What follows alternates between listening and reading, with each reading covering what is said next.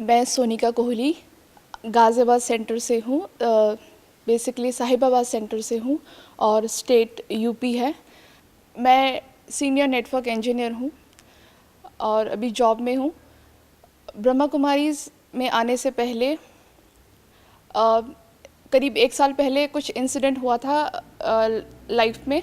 पिताजी को कैंसर हो गया था, तो वो जो परिस्थिति थी वो बहुत ही टफ थी कि हम फेस नहीं कर सकते थे। मैं और मेरे भाई, हम दोनों को पता चला कि कुछ समय बाद वो नहीं रहेंगे।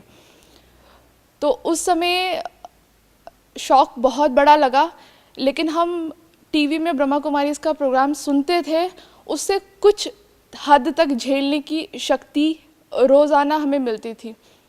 तो समय जाता गया, पिताजी का इलाज हुआ, लेकिन जैसे डॉक्टर्स ने कहा था कि वो नहीं बच पाएंगे, तो वो नहीं बचे और उन्होंने शरीर छोड़ दिया।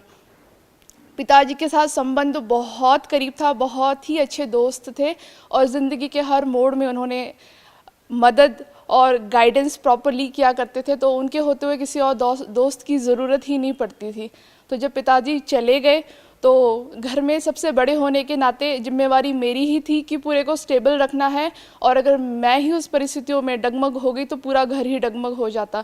तो संभाल के तो रखा और बाहर से कॉन्फिडेंट भी रही और सबको यही शो किया कि बहुत कॉन्फिडेंट हूँ और बिल्कुल भी घबरा नहीं रही, लेकिन अंदर से बहुत ज़्यादा निराशा पूरे घर में छाई हुई थी। तो और लग ही नहीं रहा था कि कहीं से कोई रोशनी की जगह भी है, कोई खुशी आ भी सकती है हमारे जीवन में, हमारे घर में।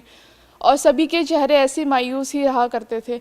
तो कुछ समय बाद, करीब 6-7 महीने बाद, सोचा कि ब्रह्मा कुमारी सेंटर के आगे से ही गुजर रही थी, तो सोचा कि बहुत समय से सुन तो रहे हैं टीवी में, एक बार जाते हैं, देखते हैं होता क्या है। तो अंदर गए, दीदी ने कहा कि यहाँ पर 7 दिन का कोर्स होता है, आप आइए और यहाँ का 7 दिन का कोर्स लीजिए। तब सोचा था कि योग होगा, फिज़िकल योगा जैसे होता है यहाँ होगा, कर लेंगे। परंतु जब वो 7 दिन का कोर्स किया तो पता चला कि ये सिर्फ फिज़िकल योगा नहीं, मन का योगा है, जिससे फिज़िकल शक्ति नहीं, मन को शक्ति मिलती है। और वो सिलसिला आज तक जारी है। जो खुशियाँ कभी सोची थी कि इतनी दूर दूर है, आज चारों तरफ खुशियाँ ही खुशियाँ है। मन को कैसे कंट्रोल कर सकते हैं, अपने मन को नियंत्रित कैसे कर सकते हैं और किसी भी परिस्थितियों में कैसे कॉन्फिडेंट रह सकते हैं, कैसे खुश रह सकते हैं। क्योंकि यहाँ सीखा है कि खुशी मेरी अपनी है।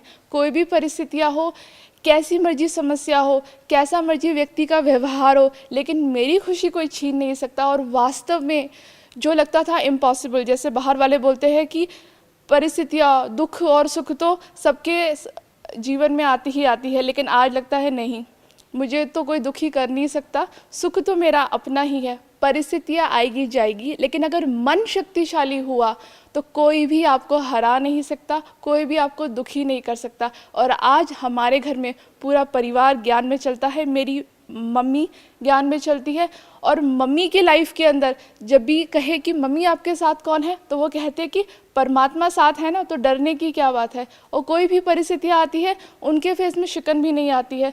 तो बड़ी खुशी होती है ये सोच के कि सिर्फ मेरी लाइफ नहीं, पूरा घर परिवार इतना खुशहाल हो गया है, खुशियाँ हमारे जीवन में चारों तरफ बिखरी हुई है। तो मैं तो यही संदेश देना चाहूँगी कि जब खुशियाँ मिल सकती है, जब हम अपने मन को शक्तिशाली बना सकते हैं, तो इतने दूर क्यों रहे। और कोई फीस नहीं है, सिर्फ आपको अपना समय देना है। जो आप समय बाहर वेस्ट कर रहे हैं, अपने व्यर्थ संकल्पों में वेस्ट कर रहे हैं, वो थोड़ा सा समय यहाँ देखिए, अपना जीवन खुशहाल, अपना जीवन सक्सेसफुल क्यों नहीं बनाते। तो मेरी आप सबसे दरख्वास्त है, आप सबसे रिक्वेस्ट है, प्लीज़ अपने जीवन को यूँ ही व्यर्थ ना जाने दीजिए, क्योंकि जीवन जीने के लिए है और इसे खुशहाल जीना ही एक जीने का सही तरीका है। धन्यवाद।